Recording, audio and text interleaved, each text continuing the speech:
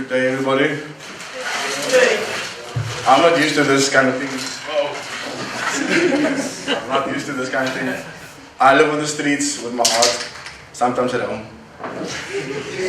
So this is very informal. Actually, this is more real than standing me talking to you. There's going to be interaction of some sorts. Because you are real people, are you? Yeah. Good. I'm not sure if that puppet sitting in there and I have to like kind of tell how to speak to me when I'm speaking to you. My name is Mac1. That is Stacia. His tag name is Stacia. He's from Muizenberg area. He'll be doing what I'm thinking at the moment. Okay, where do we start? In the beginning, there was the word. And I heard, I went. I put it on the wall for everyone to see. Oh, wait, these are. Oh, easy. As you can see, I'm very nervous because I usually face the wall most of the time instead of people. But when the people come from the back, I like to speak to them, like. So, the awareness around graffiti. Everyone knows what graffiti is, or they think they do. I thought as well, when I only graffiti for a long time, I thought I knew what it is. Until I did some research, dig in, ask questions, question myself what I'm doing, why am I doing graffiti. Everyone, when you're doing spray painting at home as a kid, not now, when it was less people knowing what graffiti is and wasn't much around. When cans cost R5, which is a lot of money. When you find something, when you discover something, it's almost like put it in the other world where love is like the highest thing I think a human being can achieve when you meet a partner. So when I saw graffiti, it was to that effect and beyond, because it never died and it was never fluctuating like love does. It was constant. No matter where I was living or where I was growing up, it was without me taking note. It was just I think because I grew up thinking in primary school. I grew up thinking that because you see high school kids pass you when they come out of school, because it's a different time. The kids are taller, girls are prettier, and there's much more graffiti attached to them or artwork attached to them, like on their bags and that kind of things, right? Because when you in primary school, you try to keep your bag as clean and new as possible, and like because you're proud of this bag. So when I used to walk past those high school kids, I used to think that automatically when you get to high school, everyone can draw amazingly. I thought it was just one of the things they give to you at school. So I couldn't wait to get to high school. But I didn't concentrate so much on my schoolwork because I was so concentrated on like drawing. It was like most of us growing up in unsavory conditions. You find something to escape to, no matter what it is. Some people it's Gatsby's, others it's like cases of beers. Some is joining another family and you get a number for it. I was like anyone else, man. One of us in there, like, could go any direction. But also, the graffiti is there for everyone because everyone sees it in the toilets. Everyone done some drawing somewhere. So that brings me to the whole idea of graffiti as well. What graffiti is, the word actually comes from the Italian word. I'm not really sure, those academics can go further than I do. But I understand it comes from the Italian word graffito, which means to make a mark. So that alone is not only graffiti, that's graffiti art. That's the art side of making a mark. So anything you do, if you scratch onto a wall, if you slap someone and leave a mark, that's graffiti. So the whole thing is this, you make a mark. So imagine you can take that understanding and make a mark in your own community with not just leaving your number on the wall, leave something else as well, That's my number, call for the time, kind of thing. I always wondered why, when you put up an artwork or some sort of drawing, more than one color, it always get painted over.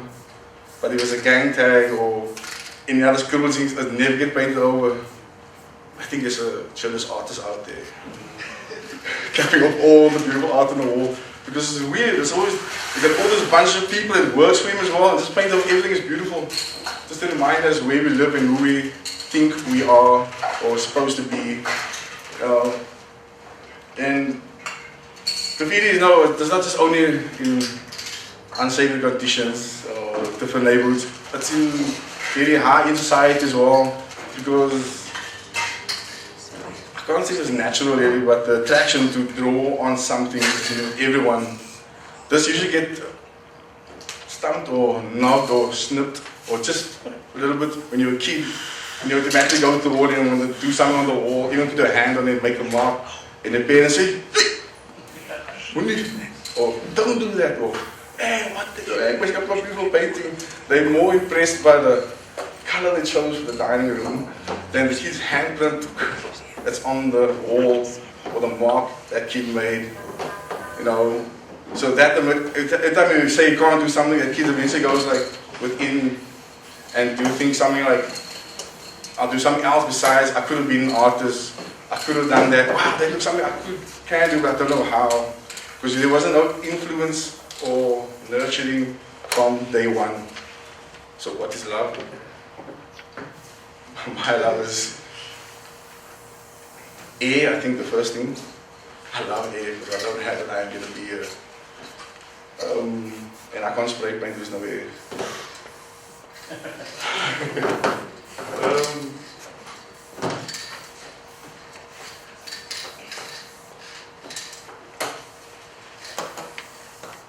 So I'm just filtering the sound of the can while working with this.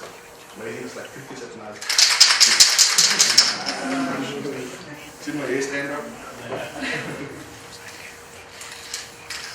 When I started doing graffiti, I was doing drawing like everyone else, and I got to that period where like automatically you go to high school and become an amazing artist.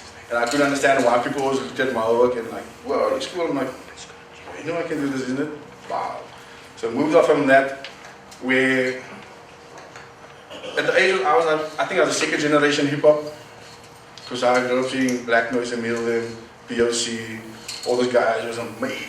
Same guy looks almost like me, and he's got clothes on that I want. He's doing moves that I want. You know, it's like wow. So no, there always been a hip hop element growing up. You know, Raycliffe, that is the ex-member of Black Noise. We grew up in high school together. We were in primary school together through into high school. So I remember what sub B, 71, doing bottom P and all that good shit. So the whole thing of drawing, so and that turning into the street form of art, which I learned, I didn't understand till recent years. So everyone's ability to draw, to do amazing stuff, to do sculpture, whatever it is, funny stuff, and the sun goes on and just do it because it's a comfort or it's something that a safety place. You just put it away, so that's my calculation. That was me to say that introverted number one. I was. So I learned through drawing, I could communicate stuff, images, people like they said something, I'm like, I can see the image. That was my zone. I could fly and do whatever I want to do. I make it beautiful. So when you grew up, one of the first pieces I'd seen because of the train passing the bridge was there was two of them. One is in Just Rain, a Jamel piece that most people probably have seen just before the last space station, the Captain Split. And there was just a few colors and outline, and my buddy, my school buddy, he was one of the guys that helped Jamel paint. I didn't know until many years later. I was so pissed. And the other one was, the piece was called Magic Hands, was in the busy corner, was done by, his name now, sorry. The piece was more important anyway.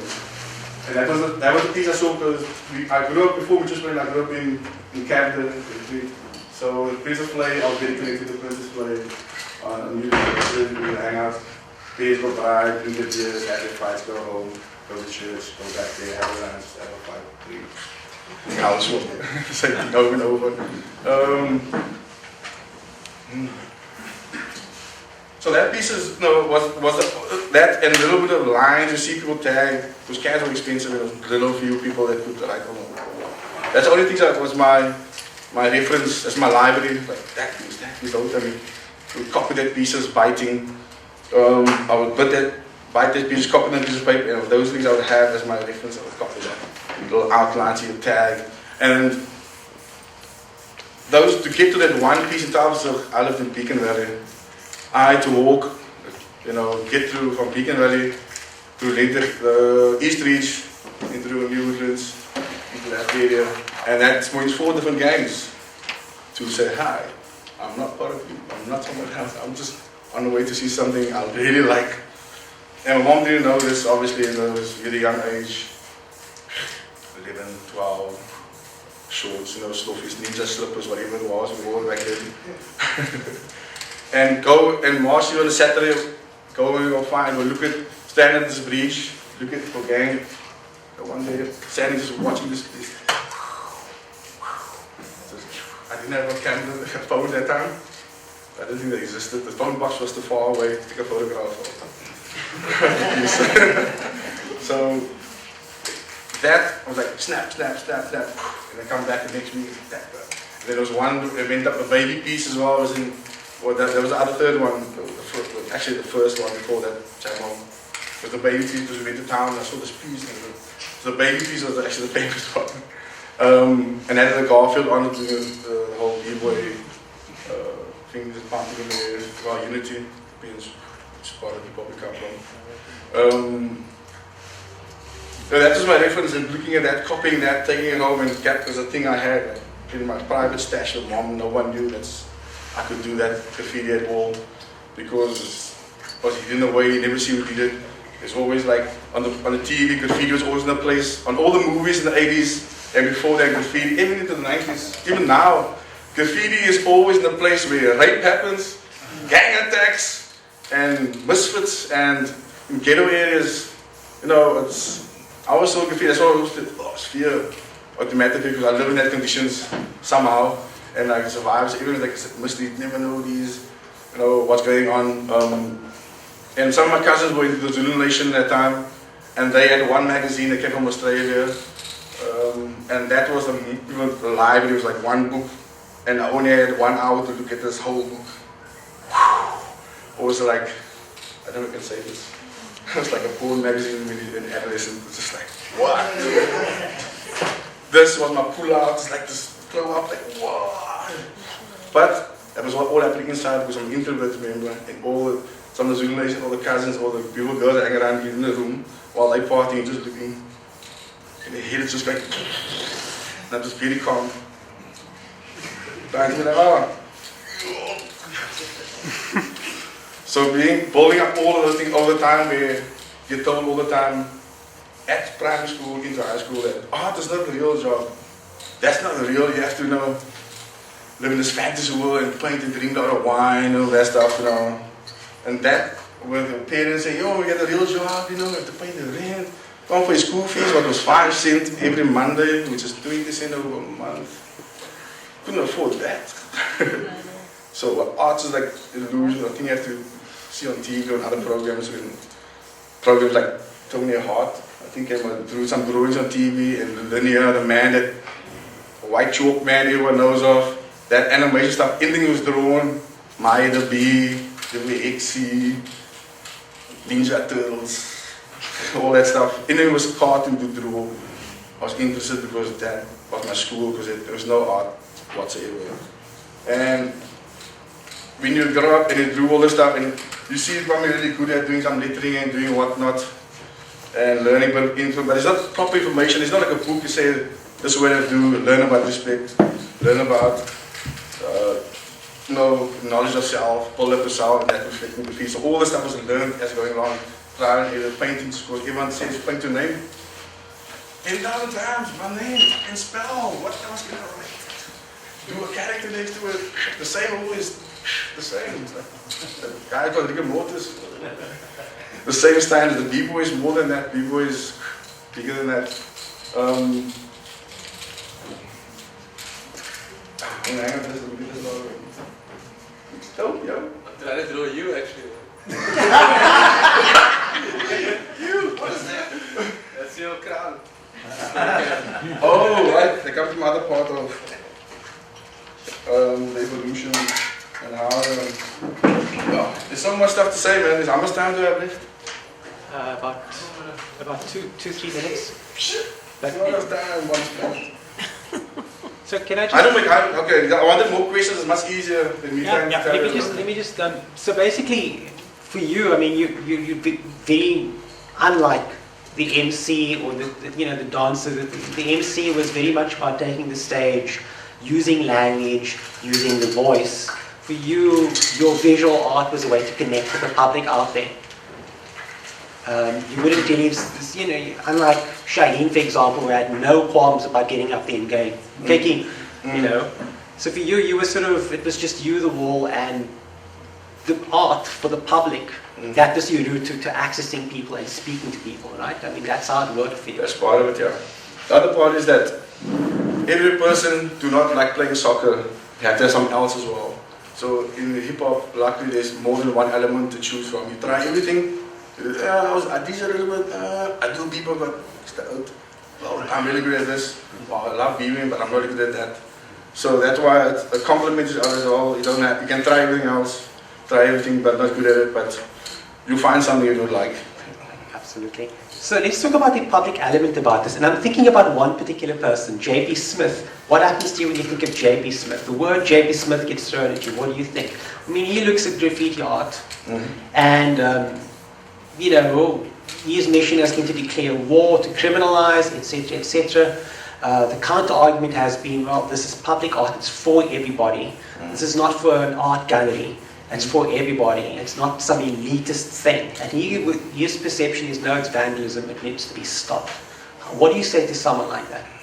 Hey, you ever tried spray painting? Because, okay, he's just a man that's got a job, that's got to pay bills. So what is she conditioned to do? You put him in charge to do this. If you do something else, he'll be really good at doing that. He'll probably really good at spray painting, but something happens in his life or whatever it is. It's like, so fight the thing I can't get to do or can't be part of. But you can.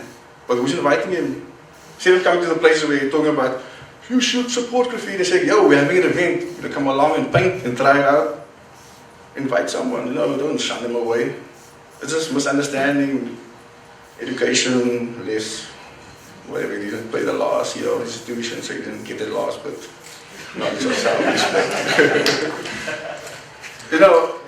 It's with anybody, man. It's not just him. If he's gone, he put someone else in his place to do the job. So the bigger picture is not him, it's what's really happening, why is it put down.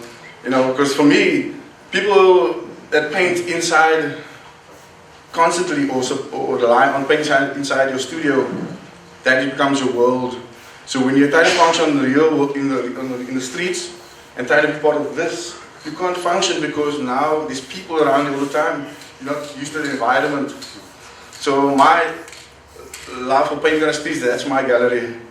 It's not inclusive. It's not exclusive. It's inclusive, which others are. So the whole idea is like, if you're creating something, what are you doing, where you're putting it, how accessible it is, are you really sharing it, or are you just saying that? So my art form was like, I don't have the right to claim this is mine. I was born to something, a place, which is South Africa at the time, which was quite unstable. People know what was going on. I could go on any route with anybody else. Was one of the things of just keep on trying and see what happens, try to be positive within places and things, people seems negative. So it's very important for your artwork to be public. I mean, it should be accessible to everyone. It's not this thing for art galleries to be sold for tens of thousands of rands, etc., etc. That's not important for you. Yeah, we live in a monetary system. Money has to be made. People do stuff they don't like because they have to sometimes. You have to be aware of what system you live in and how the rules work and fit into that. You can't go always against, everyone who was against the revolution, they always had to sit down and speak to people who made the rules. So, what was the question again?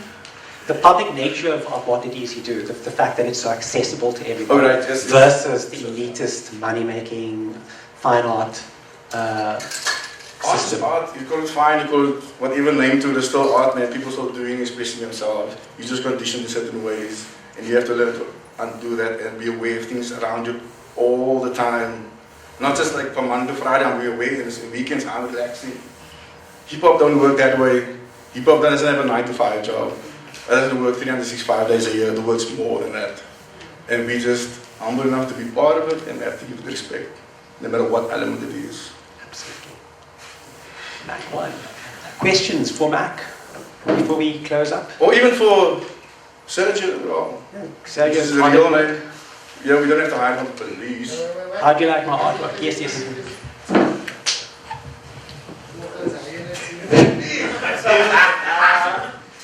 Okay, What it looks like it. How am I asleep? malas op die mic. It's almost like a happy look. Net volgens hy broer se question van hy broer wat nou sê like graffiti is like baie van gangsterism en rape en wat en wat. Wat eintlik hy broer wat so sê hy verstaan eintlik graffiti nie man. En is waar wat ek sê man, hy word maar net betaal om sy opinie te gee van no, you must smoke that, the graffiti is gonna climb over you, sulke things man. Nou like it's not net vir my tyd van ek altyd daar lewe deel geheer het man.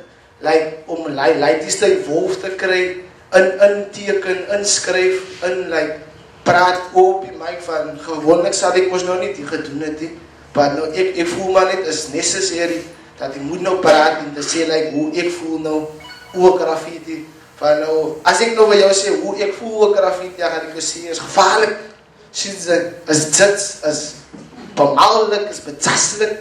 Sulke vibes, maar nou like op die flits homself, het hy self 'n geskiedenis van baie van ons mense het kan nie gepraat het en te sê like dis hoe hulle voel nie. Daarom het hulle 'n spreekkie ingevat en 'n message op die muur gesit. Laat mense ander gedagte kan kry van hoe is sekere mense op die aarde, op die vlaktes in Suid-Afrika en so voort. En ek dank u. So just to translate, graffiti is good. J.P. Smith is wrong. Well, graffiti is the language of the masses or people who can't speak in words. This would be your language, and the reason why it's so popular because there's no one on top saying giving rules like this way it is, that way. It's the first rule of any art form is respect. Just because on the street, if you're disrespecting that, you're disrespecting the streets and everything that belongs to it, which is everybody. You still have to drive or walk to your house, so you're on the streets.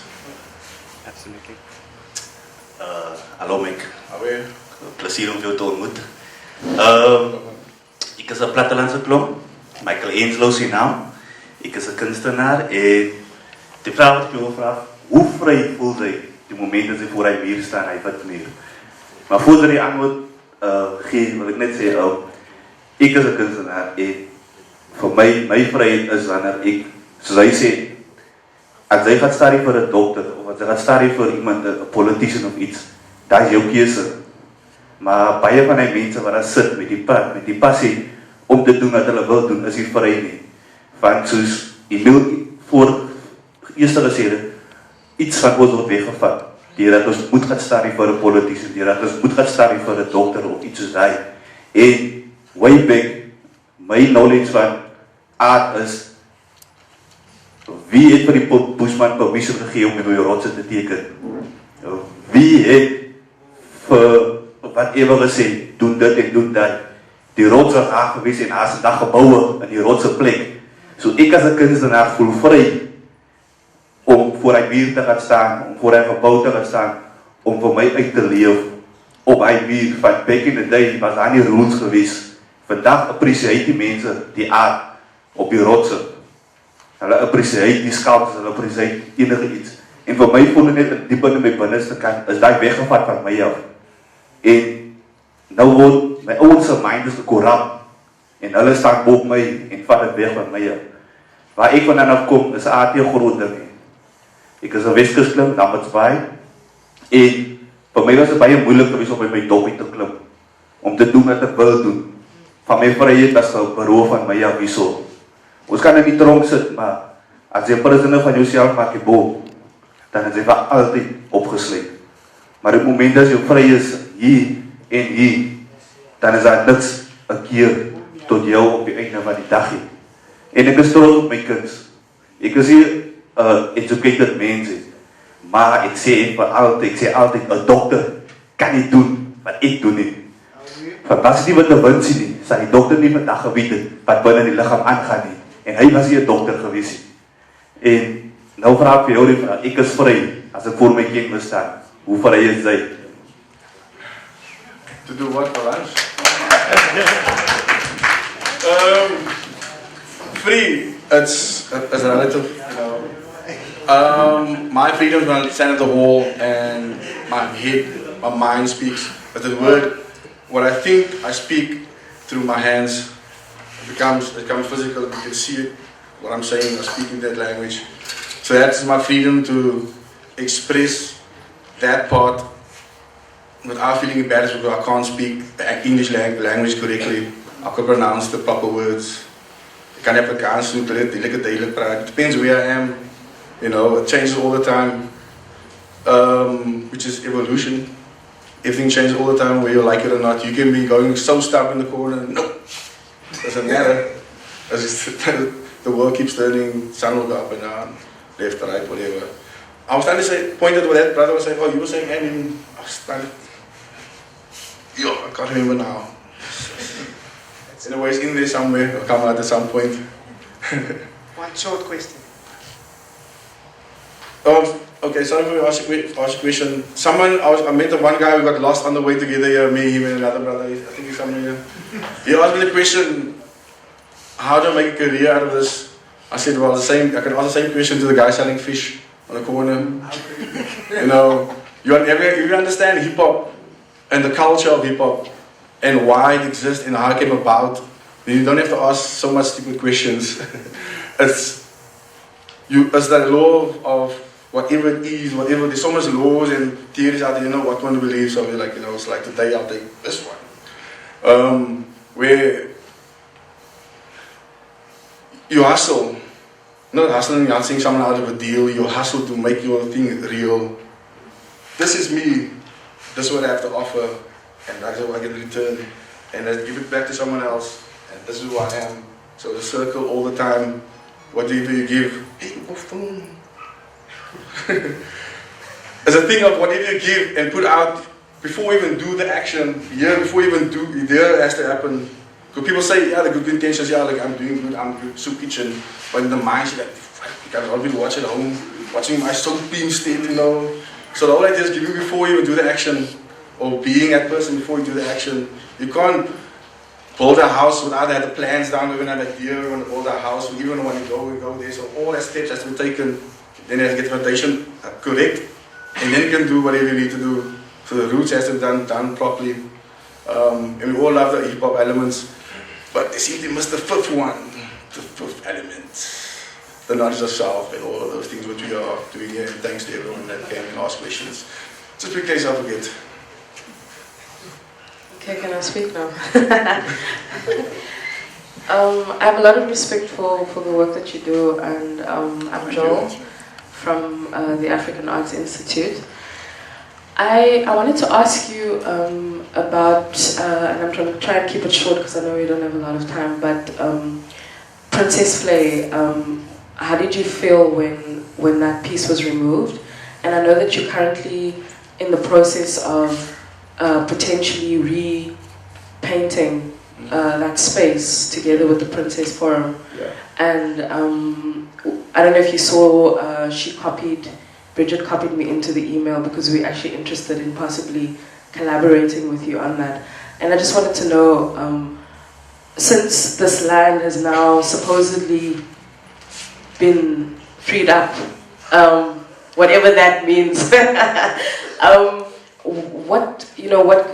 what does one do to ensure that something like that doesn't happen again? Are there like certain procedures? We would hate for that to happen again. What do you need to do? What do we need to do to help you or help this movement as far as legislation is concerned, as far as bureaucracy is concerned? I know it's a long question, but just a summary would be great. Okay, thanks for the questions, thanks for the comments. I'll be a whole week.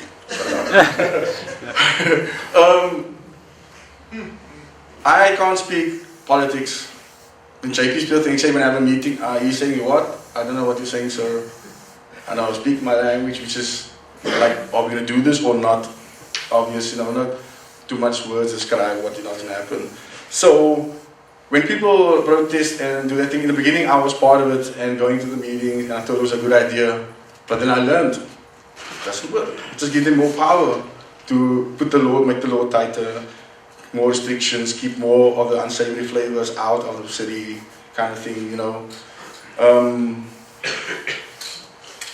My thing was like, I don't know what I understand people on the ground. So I make people like graffiti, see what I'm saying, why I like it so much, make them see what I love. That basically revealing yourself. Whoa, this is how I love graffiti. I'll do anything for it because it gave me so much. I left the flats, everything because of this art form. Didn't leave it in the way of like I'm gone. I left it, but I'm still there because I have to get back. I know there's other lighties who doesn't see that the same way. So why do you have to go back? You have to go back and teach. There's another way. You have to go that route. There's other routes. Even if no one's taught it before, you'll probably come with something more dope. So you have that place to think that way. Have the space to go think further than what you see when you wake up in the morning.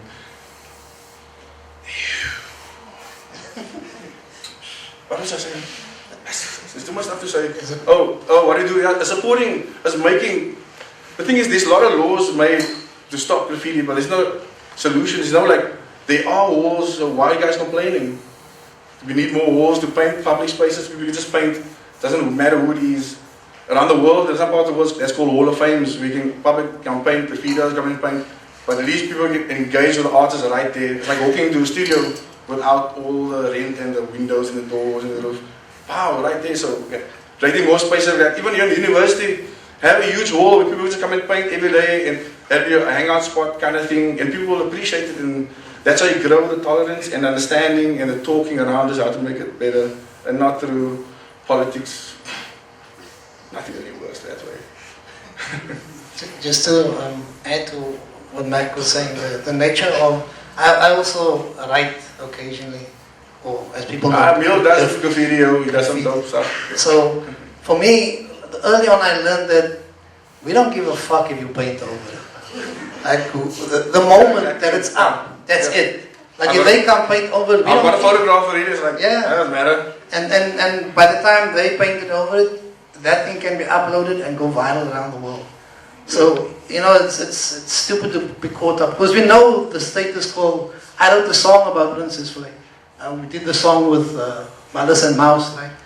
And they learned about it through that song. And the song, everyone was passing around, but I know the song won't get onto radio. The same like I wrote the song for Maracana, and the important part is that it's out there, that you get what's on your mind out there. And also that mindset of like, once you put something supposed to last forever, nothing lasts forever. So the whole idea of your art is like, that is it. There already you stop yourself from growing, like, that is my best work. Your best work is still to come. That means you keep on evolving, not competing, evolving. Because you're up to yourself, like, wow, that was great. Oh, I got a photograph, I'm gone. Next one. So you paint over, doesn't matter. It's like, it's gonna still happen. You have to be persistent. And have events like this constantly, not once a year. Every day, just like you have your coffee in the morning, just like you have go to church or go to mosque or go to whatever you worship, or those kind of places. It's constant to remind you. So you have to do the same thing over, constantly reminding.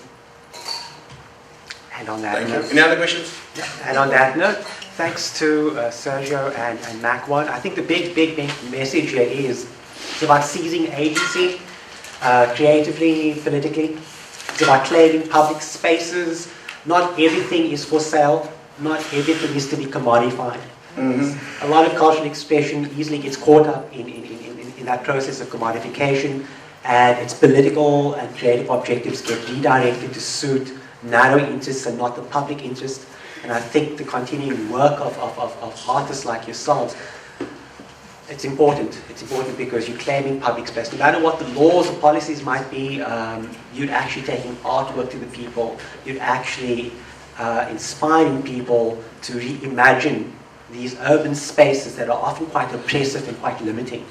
To reimagine them, to open up lateral possibilities, and not to be locked into very sort of narrow ways of thinking about how the world works and how urban spaces should be. Can I just quickly interrupt there? Yeah.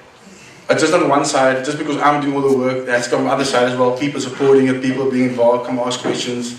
Just me being there. Everyone else watching, what I'm doing it for, needs to be involved as well. Everyone plays an important part. My name is Adrian van Wyk. I'm the events curator for a project called Stellenbosch Literary Project. And I'm also doing my master's in history on hip-hop in Cape Town. So, firstly, I'm really mellow on the stage because of this spray paint. So I'm really going to be chilled out and just go with me. So I'm also a spoken word poet. And can I do a poem? Can I do a poem? So I'm just gonna do one piece of the poem. So let me just get my spoken word stance, rub my hands together. If ever you need to find me, follow the blood that flows from the third artery of my hand. Follow the vibration that my pen creates when carving out images on this page. And at the tip of the sound pattern, you'll find it clearly marked out, those 5 senses. Hearing.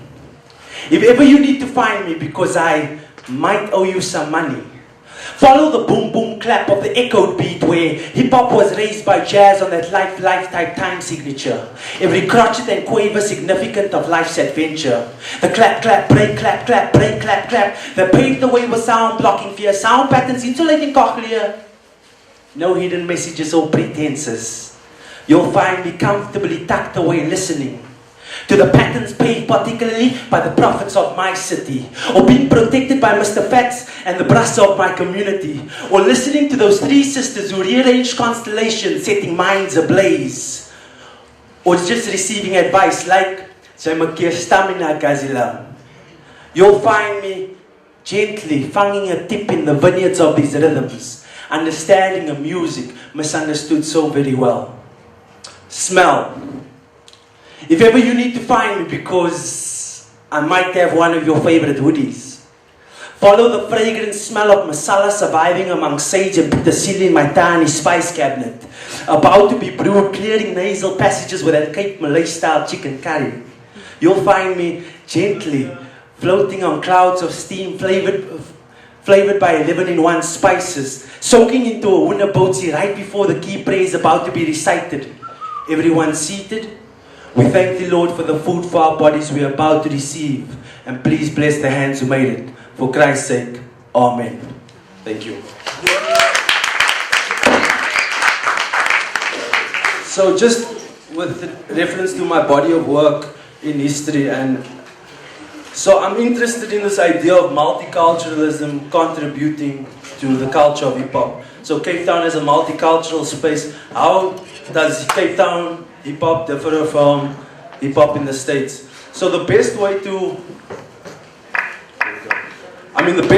explain the MC element and to kind of show how there was a re-ownership of hip-hop on the in Cape Town is one particular song. I just want to welcome to the UW's listening session. We're about to have a listening session of one song. So please nod your head and let go of your neck. The song is, I'm just trying to find what album it was on. There we go. I mean, this song best describes the art form of storytelling that steeds wat ek opgegroei in District 6 en sê. Ja. I remember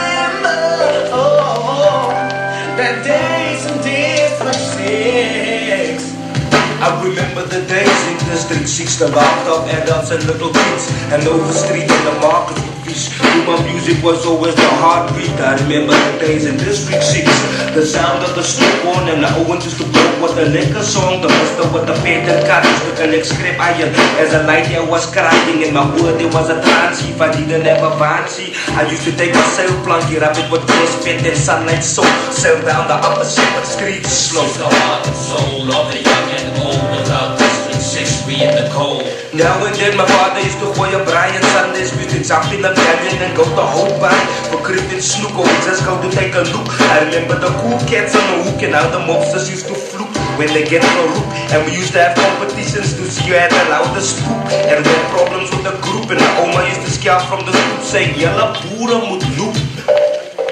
I remember that days in District 6. I remember that days in District 6. I used to go to school at Zonnebloem, and my cousins used to go to George Golding. I remember the whole thing as if it was yesterday, and the way we used to play Opatini, kom word. Skululu and Kennedy, every weekend we used to go to the mountain to fish down the bowler. I remember the ice show, and how we used to skit gatties and kapto while the girls and the aunties and netball. I remember sago pudding and the mati premium, when we became the needy, the neighbors would always keep the door open. In times of hardship, surviving in District 6 was hard work, but we could always depend on the neighbors' support. So I'm taking it back to the Dry Dog, Upper Ashley Street in the 7 steps, where the men just slept during summer with the fensters kept open, yeah. Even yeah, was out there warm, we had klops and lang arm. We used to slag nat with the lekker stuk vaststrap. We used to jump the ice cream park, dat sit daar achter the yard, en fruitskelmpies in the hop. This is the heart and soul of the young and old, without District 6 we in the cold. This is the heart and soul of the young and old, without District 6 we in the cold. I remember that days in District 6. I remember that days in District 6. I remember when the bulldozers came, as I like it, confused my brain. The sun trokke us out again, what could it be? I never knew we were gonna lose. Upper 7th Street, 75 and 73, Butadula, Antifosi, Mary and the Baptist Keki, or where we were going to stay. 78 to 79, it was Fatio Hoed and Trek, my favorite time. I remember selling wood and scrap irons, and how we used to mines for gelukke in the stad in the huise. We used to find old coins and dooie meise, like luister that who was on the Cape Flats, and it all happened when my father ended on his bed.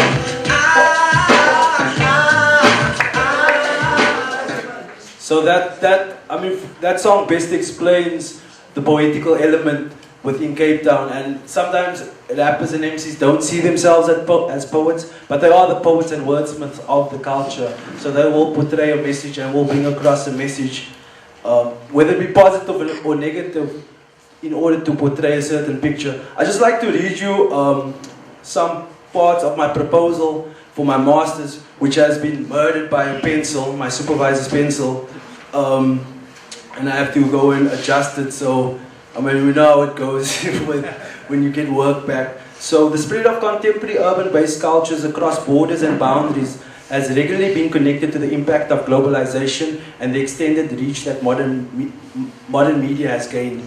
Mass media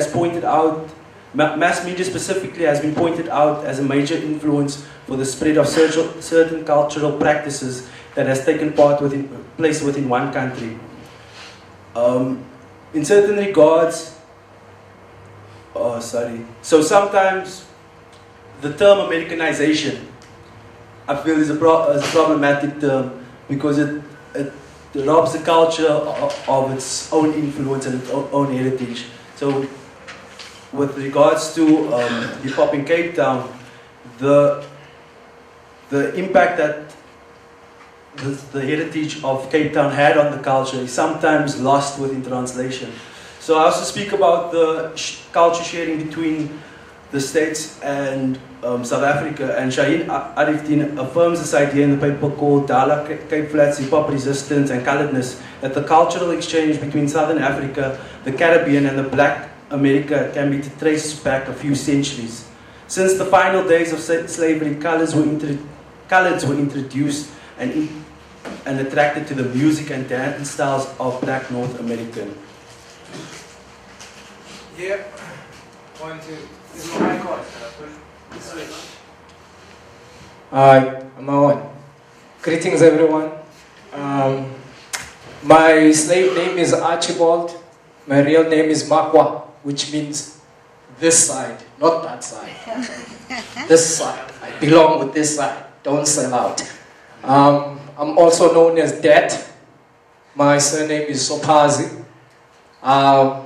I was born in Cape Town. My parents were born in Cape Town. My grandparents were born in Cape Town. I'm from Guguletu. I also got influenced by American hip-hop, you know, way back in the days. In the 80s, I did not even know this is hip-hop. It was just B-boys. Back in Guguletu, there used to be two groups of what I would call fashion styles. There were pantsulas and there were ama-Ivy. The Ivies were the B-boys. The pantsula, they were the pantsula, doing the pantsula dance. And they would dress up in different type of styles. But then in 1985, a big gang war broke up, you know, in all the townships in Cape Town. And that sort of destroyed the whole art form. So the only people who still were intact with the art were the Rastas. Dad, we're going to get to it. I think you should just drop a piece, man. Okay. Okay, I'm going to drop you a piece in English so that everyone understands. I got a mic in my hand. Now I operate. Get ready, all you souls that I meditate. I'm brown like chocolate. I'm easy to tolerate. I make you relate to what I verbally create. See as I demonstrate. My name I populate. I motivate and fascinate with the speech that I formulate. I violate any right for me to imitate and hesitate, to make you smile like a Colgate. I regulate myself, I dedicate to elevate. I indicate to irritate those who think they dominate. Concentrate, calculate the rhymes I bust, you estimate. My tic-tac, I complicate, dignitate, penetrate. You know why? Because I'm lyrically overweight.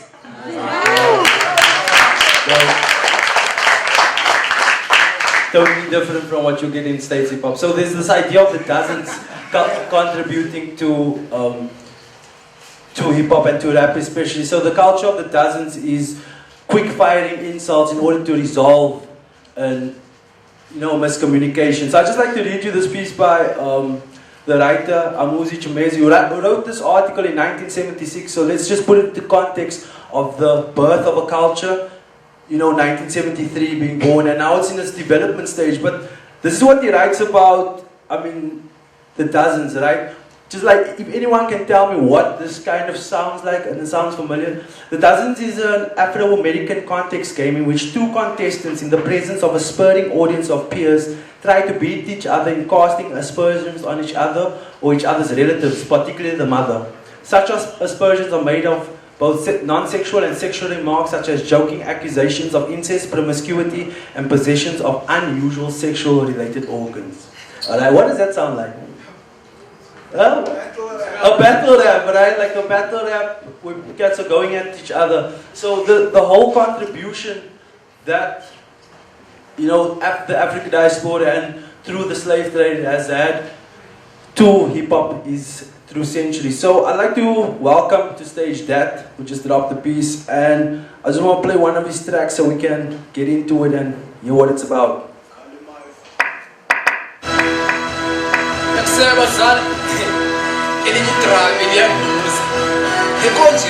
Why Cape Town?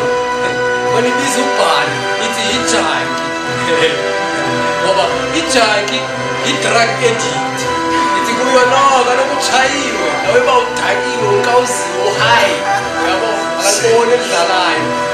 That is hitchhiking. That community jihad kapania basala twala. Yeah, story secha. MVC.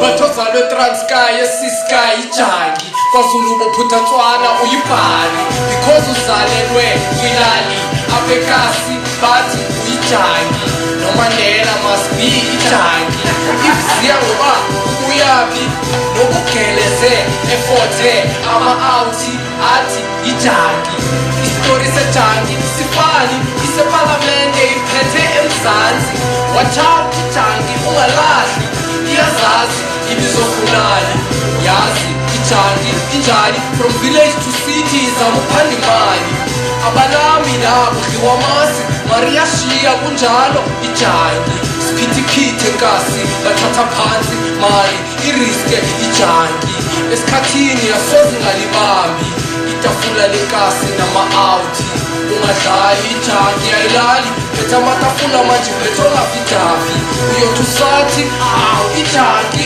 seyikomiti yabahlali hayi zikhona ichangi qondile mshishi muhu mbembani elidlalayo alibonakali sumamele iringaso beshole ichangi yabo yakubetha umnqwazi ungalahli kahle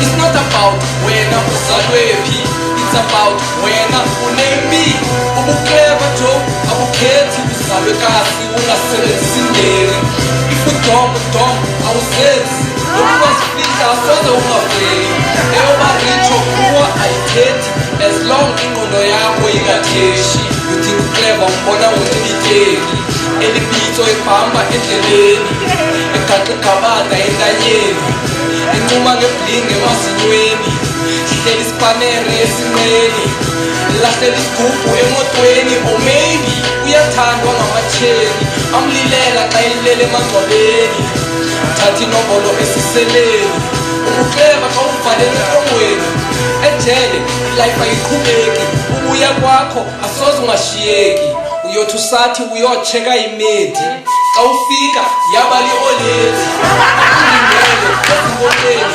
anikosempilweni anikonokeni uhlale koneni kuphela iveki ibhari lelifotole ufeki phela kwenyanga awufeyi ijani ingena evenkileni awusebenzi So, yeah, thanks, Dad. Could you please explain the song that we just listened to and what inspired it? Okay, well, you know, people would think in Cape Town we speak Xhosa, but to be honest with you, we're not speaking Xhosa. What we are speaking is what people may call Tsotsital or Stamto, slang, ringas. That's what even my father speaks that, even my mother speaks that. You know what I mean? We call it ringas. Now in ringas, you know, we have stolen words. Like if I say, hey, go blind. And all the black people would run out of here and leave you, everyone here. Because when we say go blind, you think we're talking about someone who's blind. No, we mean the situation is like, it's bad. You know what I mean?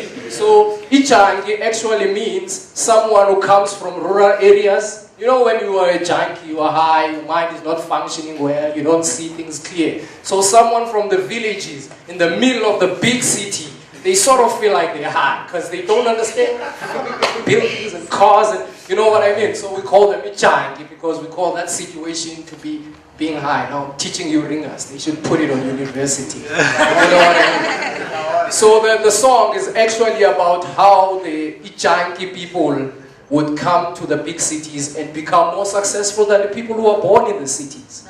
You know, how they go through the struggles, you know, they get robbed and stuff, you know, like they lose their things, but they just keep going. I mean, look at the country. In parliament, we have just them. Just people from the rural areas. Only. It's only them there in parliament. You know, no one is representing us, people from the ghettos. You know, in Guguletu, we've been in the backyard since the past 20 years. We never had houses built for us. But they're building houses for everyone who just arrived last year. You know what I mean? That's what the song is about. It's about, you know, it's not about where you were born. It's actually how your mind works.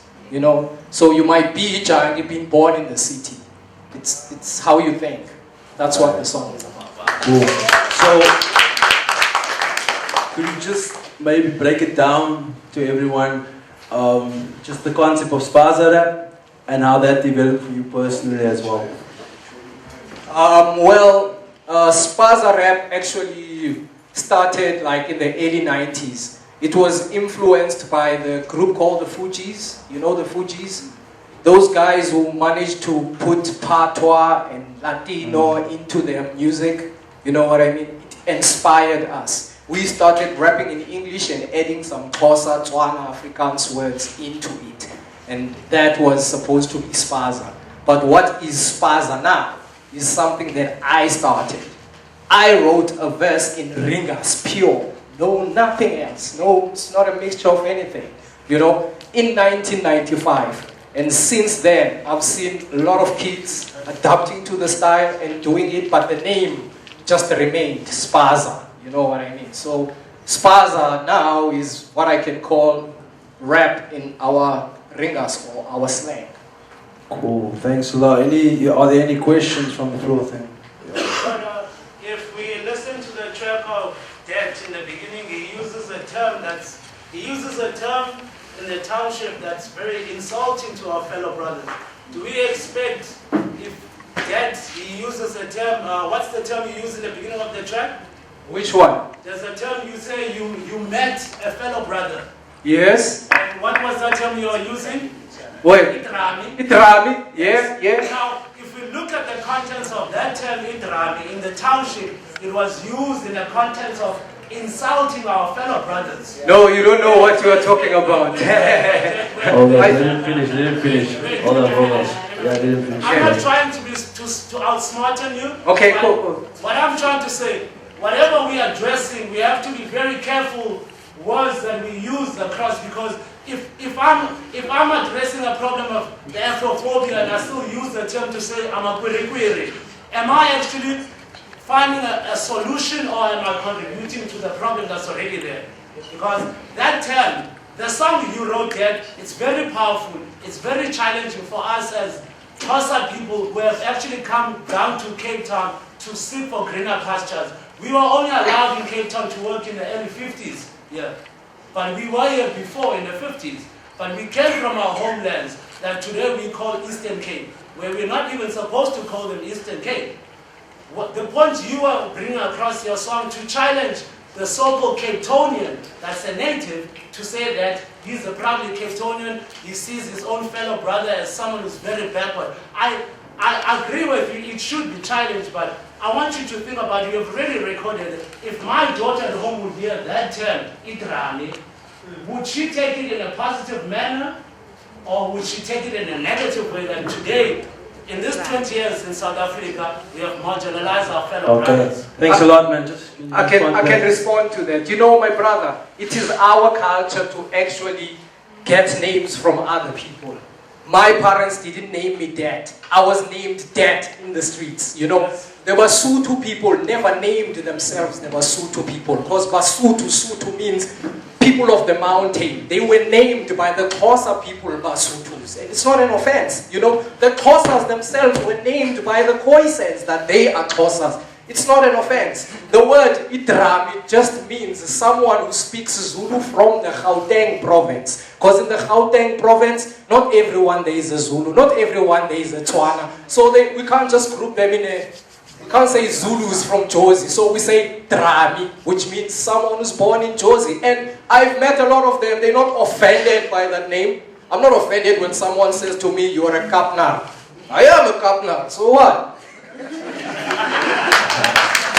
Any other questions?